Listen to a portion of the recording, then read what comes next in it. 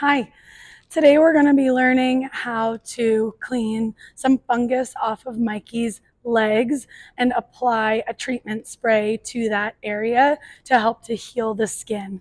We're going to need the mane and tail Tect spray. That's going to be our treatment spray. We're also going to need a soft rubber curry comb. You can use one of these jelly scrubbers that you can usually find inside of a wash stall cabinet or basket.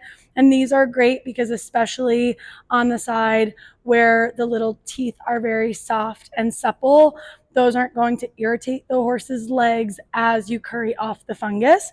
You can also use one of these really soft Epona rubber curry combs. These work very well too. Again, the teeth are very soft and they're not going to irritate the horse or cause any discomfort.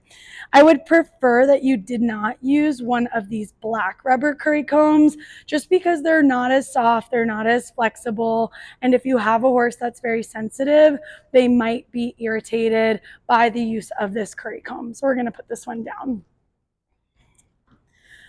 When we're ready to curry the fungus off, the first thing that we're going to do is make sure that our horse is in a safe and secure area so that as you're currying off the fungus, if they do feel a little bit of discomfort, because sometimes that skin that's irritated can be a little bit painful, they stay safe, you stay safe, and the people that are around you stay safe. This is not something that you would want to do with the horse loose in their stall.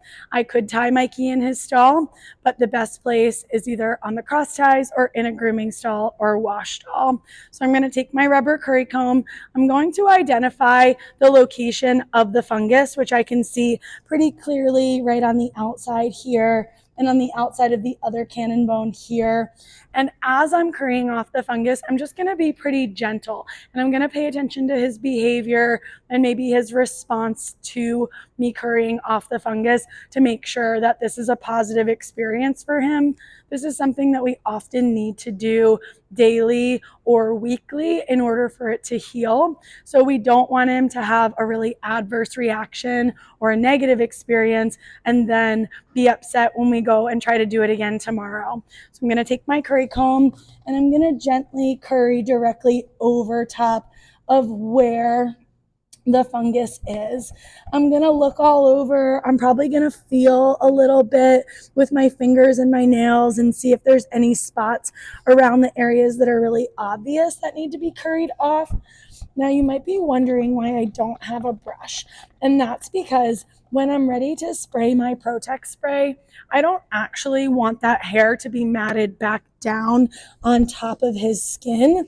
I want the hair to kind of be messed up a little bit so that when I apply the treatment spray to the areas that are affected, it gets down into the skin and there's as much contact with the spray to his skin as possible. So of course you can see that he's not bothered by this, but I'm just kind of paying attention to how he moves around, if at all. So once I do that, I'm going to give my curry a little shake because I'm probably going to have some hair. And I'm going to observe pretty quickly that all of the fungus, or at least most of the fungus that I was targeting, that I initially observed, came right off.